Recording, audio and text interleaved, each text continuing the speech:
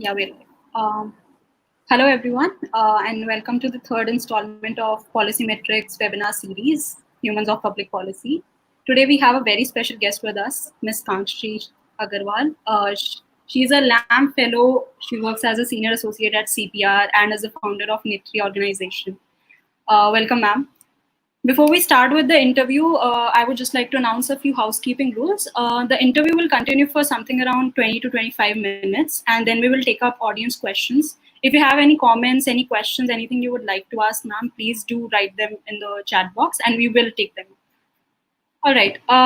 Hello, ma'am. It's a delightful honor to have you here. So the first question I wanted to ask you is regarding your education background. It's a very interesting mix, given the fact that you did engineering and then you switched to your master's in urban and governance planning. So how did that happen, and how did you end up in policy sector? Was it something that you planned, or that just happened? No, thank you so much for this invitation. I am really looking forward to speaking to you all today and share whatever perspective I have gained in last few years of being in the sector. Formally, I've been in the sector only for 3 years, but informally, I've been working since 2011. So it's a gamut of experience, and it's a very varied experience. It's internships, it's initiatives. But as you asked that something about my background, like educational background. So yes, as you rightly pointed out, I did my bachelor's in electrical engineering, and I was in a dual degree program. So I also did my master's in technology and tech in power systems. Did not have an option to just finish my degree in 4 years. I had to stay that 1 year around like extra in the college. By then I had pretty much decided that I wanted to definitely get into the policy space. But also, if I may just like give you a background, in last few years or say half a decade, the policy space has become extremely promising, and it has also emerged as a career option, which it did not used to be back in the day. So when I had decided, so I did my engineering, and I was a thorough student. My records will say that I was always focusing on academics, just so as to keep my parents happy, but also do everything else that I was not, that I did not think I would be doing in college. I was involved in political activism. I was involved with leadership initiatives. I was running small initiatives with different NGOs within the city of Bhopal. And so it was not a very, sudden jump for me. It was quite a strategic thought that yes, I want to go for a policy course. I did not know what the different courses could offer me. So I went for a very logical decision that I went and did urban policy and governance from Tata Institute of Social Sciences, my MSc in that. Now, why that choice? Because I was studying power system and the infrastructure of the energy distribution in the country. Now, when you start realizing that these infrastructures also have a policy behind that, right? So when I was even an engineering student, I was thinking about who decides where the plant will come up, who decides who is going to get into the coal auction, or what is this idea about renewable energy. So I got interested in the decision making behind the infrastructure. And urban policy at that time seemed the closest I could get to a beautiful institution, that is Tata Institute of Social Sciences. I did not want to go for a generic course in public policy. I still wanted some kind of specialization, so I chose that course. And moving on from there, I started working right after that. But this has been a brief educational background. But it's in the sense that at that point also a lot of people said that maybe you'll go to Tata Institute of Social Sciences and you'll become a NGO wala or NGO wali, or you'll get into social service, because people did not realize that there is a whole field of possibilities that is waiting for me to enter in. And I think I made the right choice. Yes.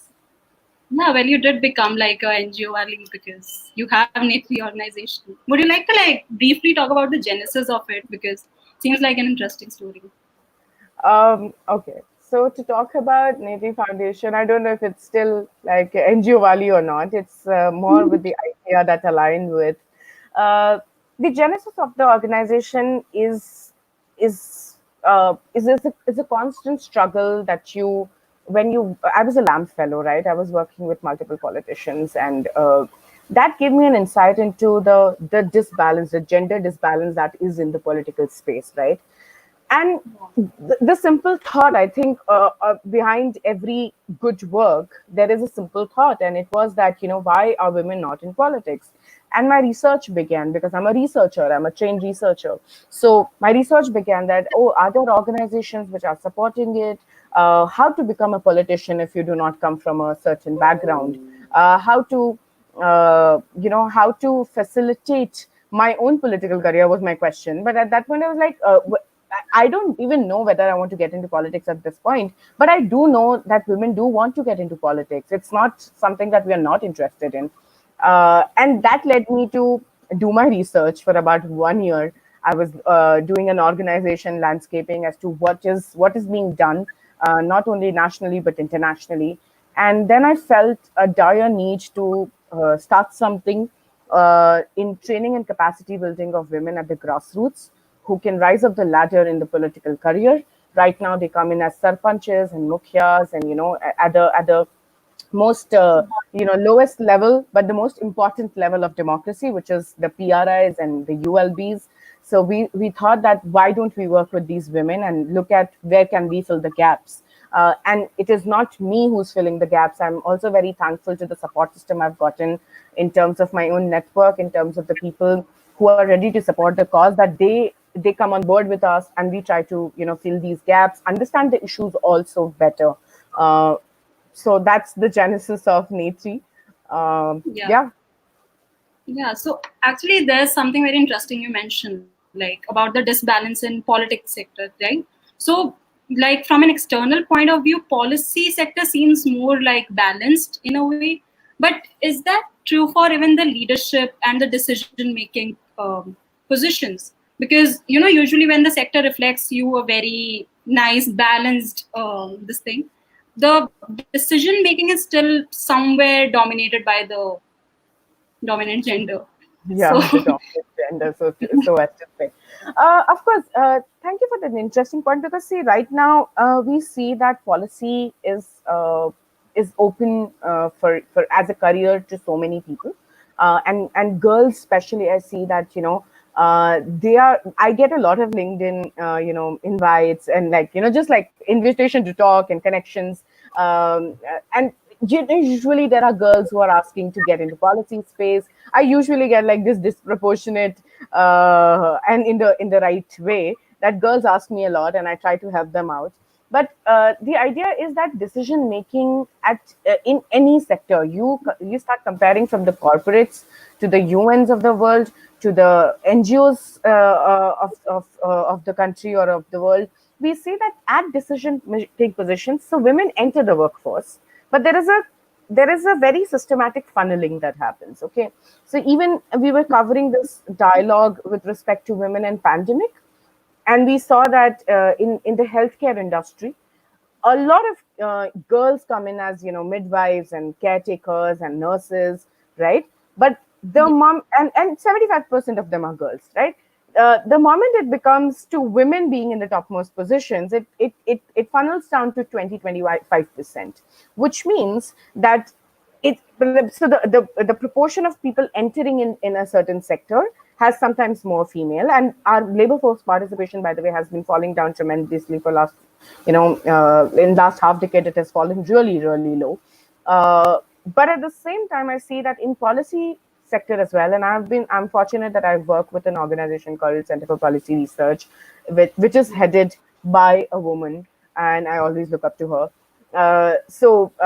Now, even in the NGO spaces, if somebody was to do an analysis, right, or NGOs or think tanks or this, the policy sector, a very few or comparatively less are dominated by women. Even if you look at the IS, right, the bureaucracy, a lot of girls get into the position, but how many of them are really, escalated to the top? So yeah, this is something that we are constantly struggling with, and especially in politics, I think the numbers. The numbers are staggeringly low. 14% representation, 14.3% representation in the parliament, and I say that we are 50% of the population, and we are barely, not even like 15% of the representation, right? So I think this disproportionality with respect to gender is cutting across. In some sectors it's more, in some sectors it's less. Even in public policy, we would like to see more women climbing up the ladder. That, I think, that is where the whole problem lies, and it is because of the lack of laws that facilitate a working woman, like, menstrual leaves to childcare leaves to maternity leaves.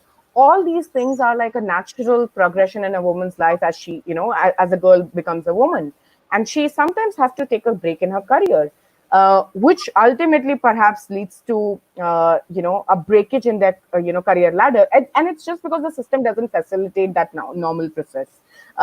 If the system was to be more accommodating and inclusive, I think we'll be able to tackle this problem better, and we will see more women in the decision making positions. Okay. I actually have a question regarding that, but I'll come to that later. I wanted to ask you, like, what role does formal education play in a policy space? There's a very divided opinion, and since I've just graduated, like, this is even my question that, do we go to pursue like a formal master's, or do we first work, like gain some work experience with organizations like CPR or any other organization which works on policy, and then we move towards a formal education like a master's or a PhD in public policy? And given the fact that you did engineering initially, do you think that played at any form of disadvantage to you or advantage maybe? So, Okay. like, what do you think?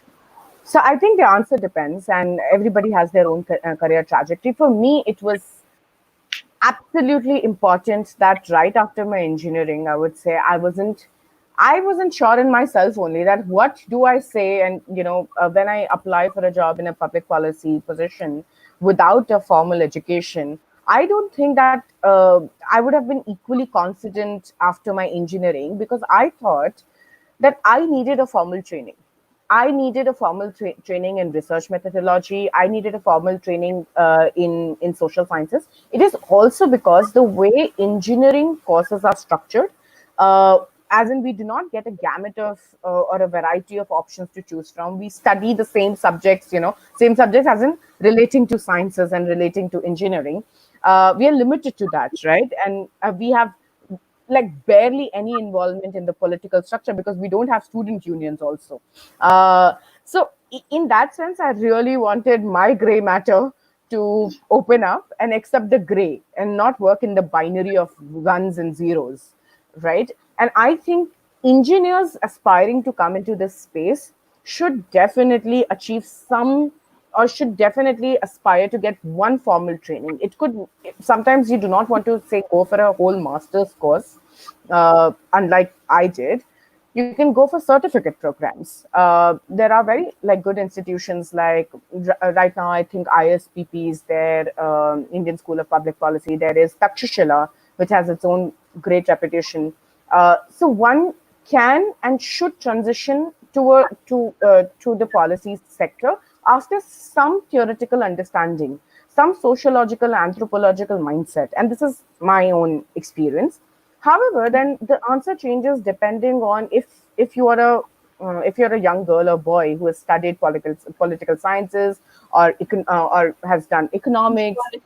any sociologic any subject relating to sociology, and if your graduation is in that field, why don't youngsters take up fellowships? There are so many options of taking up fellowships.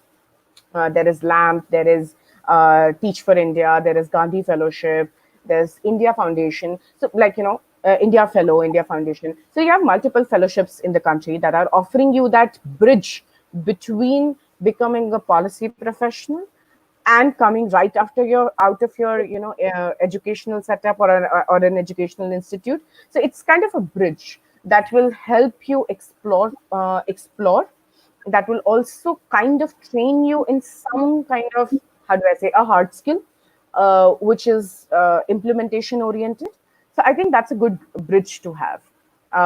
And for me, LAMP was not a bridge, actually. For me, LAMP was a career choice because I'd already done my master's and then I went for LAMP. But LAMP can be looked at as a bridge, and a lot of students do come in to get that 1 year of experience before they apply for their master's. Okay.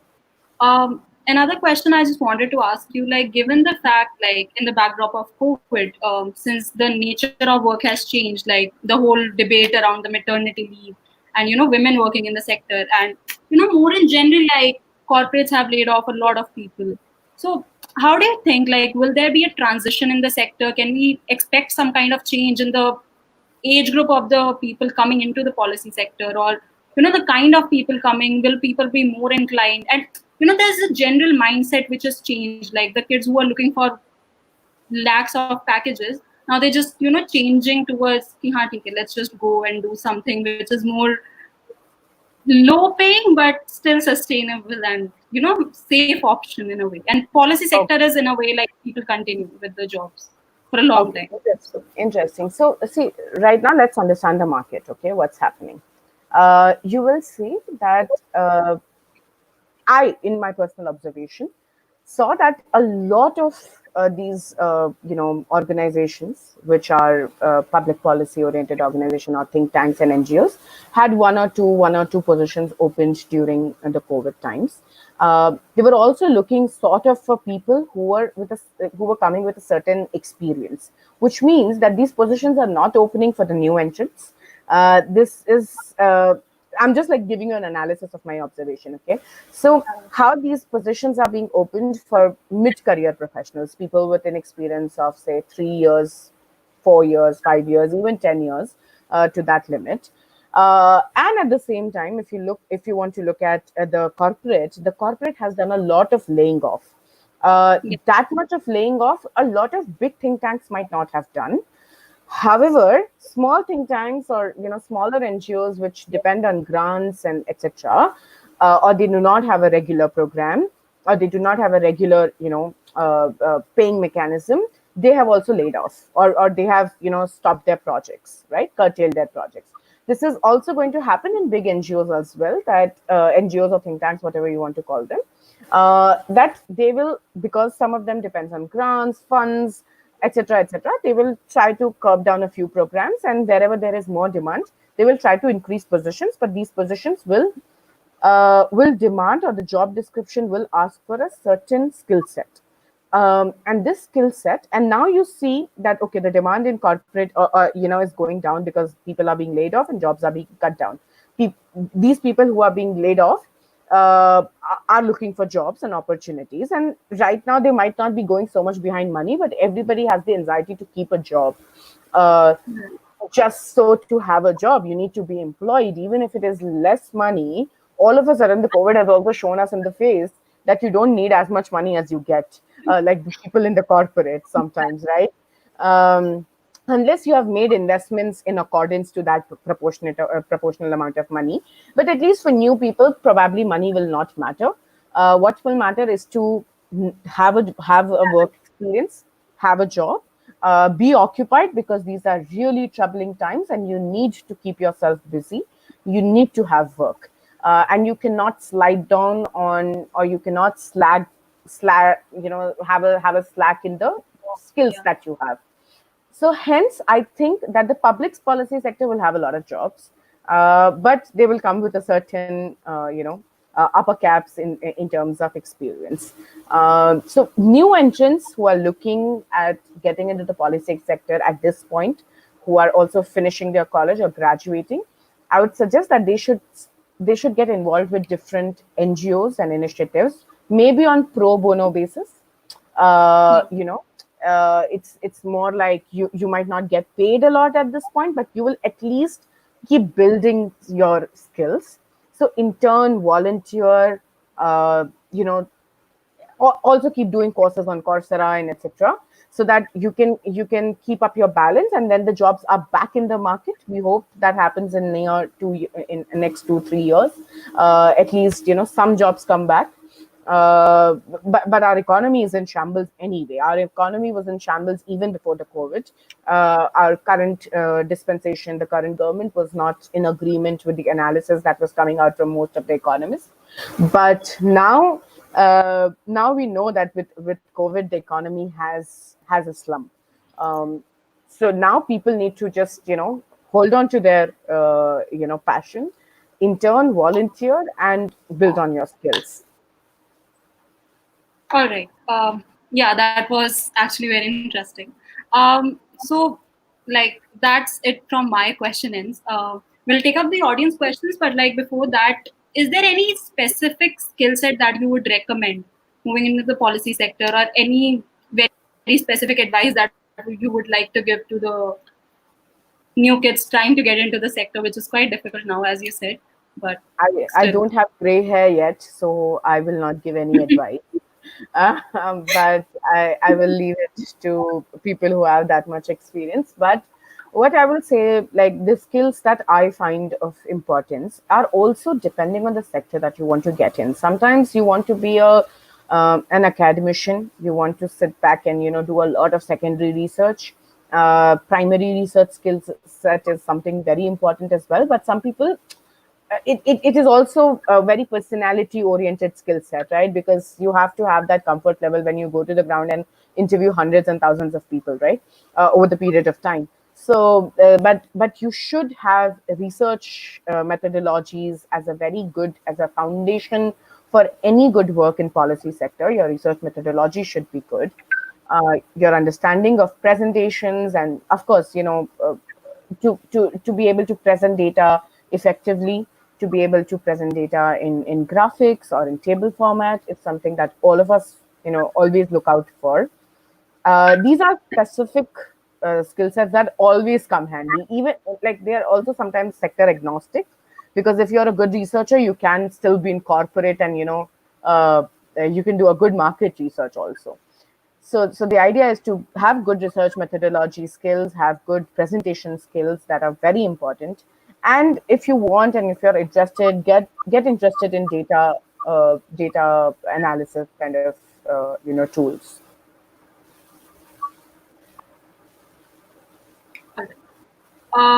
Should we just move on to the audio now?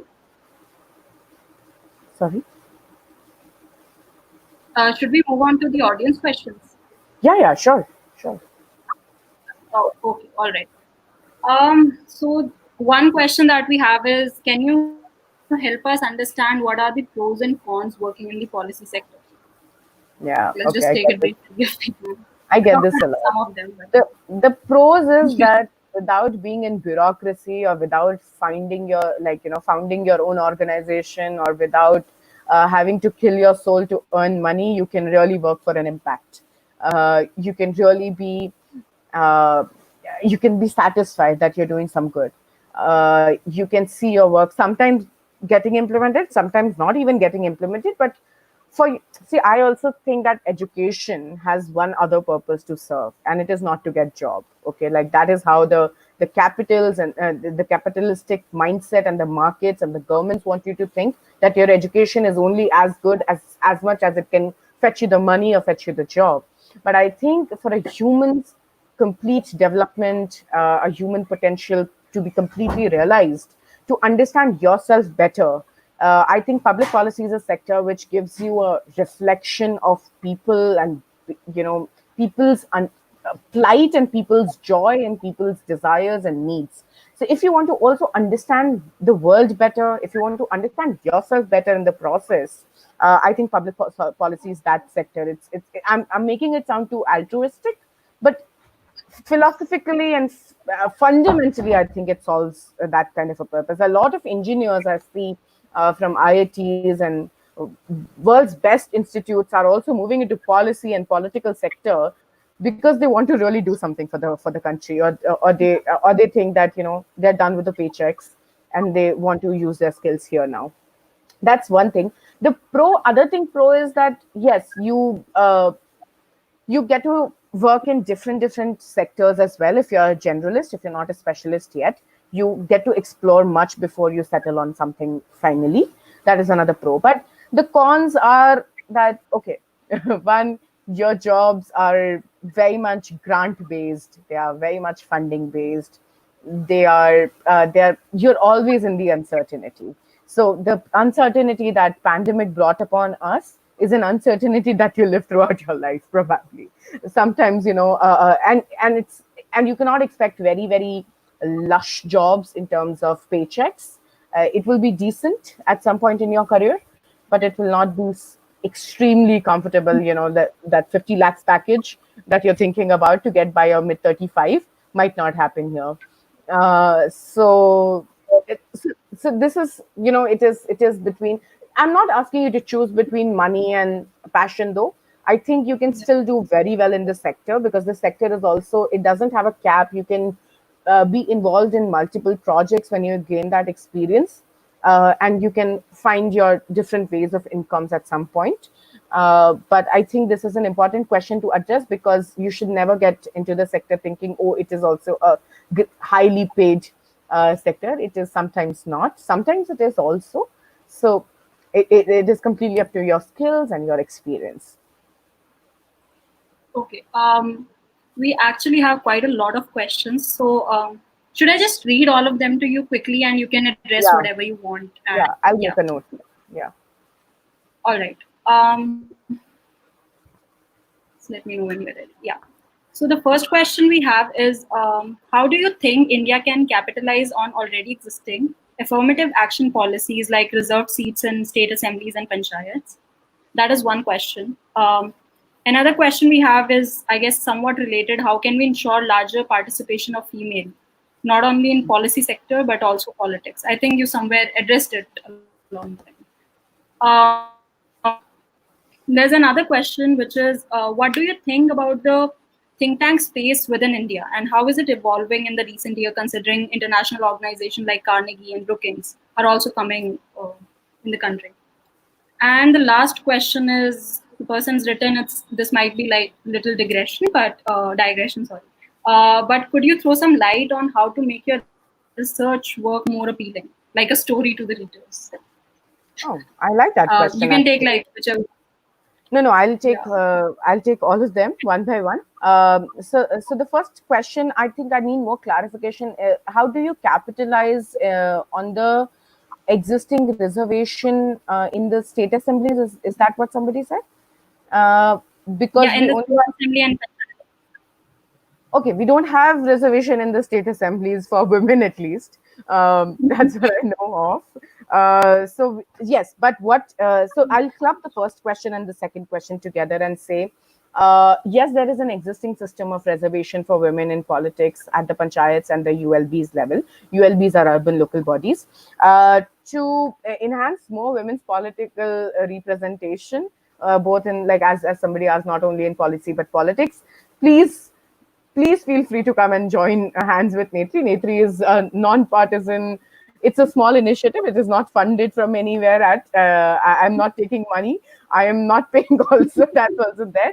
But I promise you something, that we are trying to change that every day of our lives, in sense that we are coming up with new research every day. We are hosting great panel discussions. We are doing a multi-pronged approach, as is required in any policy intervention. You cannot just go by, like, so in economic modeling, usually you keep all the variables constant, and then you just play with one variable, or you start playing with two variables. But in policy, you have to think about everything and all the multiple pronged approaches that you can take, but also focus on couple of important interventions. So training and capacity building is the core that we have taken, and bringing data and issue-based politics to the grassroots is something that we are extremely interested in. So we think that once we have set up this ladder, this understanding of political aspiration amongst the women who are already coming from the elected, from the reserved seats in the local governance setup, we believe that if we are able to tell them that, okay, politics is a long road for you, and you should not be limited to your small village or a small constituency, and you can pursue it for long term, and we can teach them the skills to do it. I think that is one of the roads ahead. So that is think tanks in India and the international organizations. I don't see when these international organizations also come in. Like, I'm familiar with the works of, say, Carnegie or Brookings. Even their work here is very much localized in the Indian context. So you cannot say that there are international think tanks coming in, say, from the US. So they're not driving any US agenda or anything. Their work, their research is extremely focused and you cannot, like, sometimes you cannot even, you cannot just say that, oh, just because they are international organizations, they are not wanting the best of the country. That's not happening. But yes, the space is becoming competitive. Indian organizations like, say, Center for Policy Research is one of the Indian think tanks, and it has a legacy of its own. It cannot be just discounted because there are other organizations that are coming in this space. And whenever any other organization comes into in this space, I think there is so much to research that you can always collaborate. You can always expand on your resources. If there is an urban vertical in CPR, there is also some urban related study happening in Brookings, and you can compare the notes. There will always be something that will come to your revelation from different organizations. So I think it's not competitive. I think the policy space is a little bit more collaborative. So yeah, that's my thoughts on that. And the last question, how to make your research work appealing, is a very good question, actually. I am myself, exploring multiple options. I think storytelling is becoming the need of the hour. But how do you tell an effective story is also how do you tell a succinct story. You don't have to go into, like, long reports. Sometimes you just have to make sure that that one data point that you will pivot your entire findings on is conveyed very well, right? So that one pillar of your, or one or two pillars of your research, if you communicate those two pillars very well, if you get your audience's attention that I have done some credible work, say, so for example, for NATRI, I did a survey which was to establish a correlation between women's economic participation. How does it, not how can it, but how does it translates into decision making within their households or within their domestic boundaries? Okay, and then I came up with certain indicators. But I think if I can communicate this to you, then you will be interested in listening to what my findings are. मैंने अगर आपको ये बता दिया कि economic जो उनका empowerment हो रहा है, या वो एसएचजीज का पार्ट बन रही है, या उनको लोन मिल रहा है, या मुद्रा लोन से वो कुछ अपना बिजनेस स्टार्ट कर पा रही है, या उनको घर से बाहर जाने का अब उनको मौका मिला है, वो काम करती हैं and they earn money. But does it really change fundamentally for a woman's decision making ability within their households? Because I think household is like the most it's the elemental unit of the society, and that's where patriarchy begins. So they might be able to go and work, but how well are they able to take decisions regarding their life within those domestic boundaries? And building on which, we also think that women, if they are socially empowered, then their this political transition is easier. That's why we came up with this.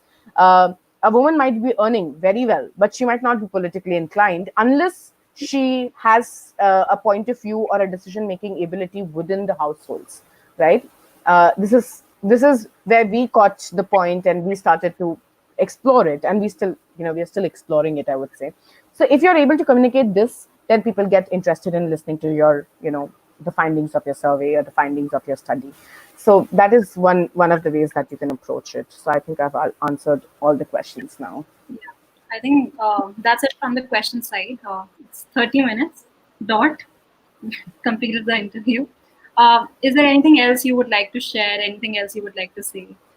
No, I am very, very thankful for Policy Matrix, to Policy Matrix, and to Labhavni, also to Abhishek, for hosting me in this conversation. And if anybody wants to get in touch with me, you can leave my coordinates in the chat box of your live.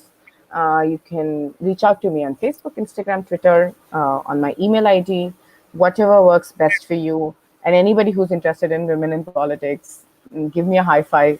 Just say hello to me. And reach out to us. We'll figure out what we can do together. So thank you so much for hosting me. All right. That was an amazing session, like one of the best that I've attended. Thank you so much, Sakshi ma'am, for joining us today. This was a great webinar. Guys, stay tuned. We'll come up with some more interesting webinars. See you next week. Bye. Thank you so much. Bye-bye.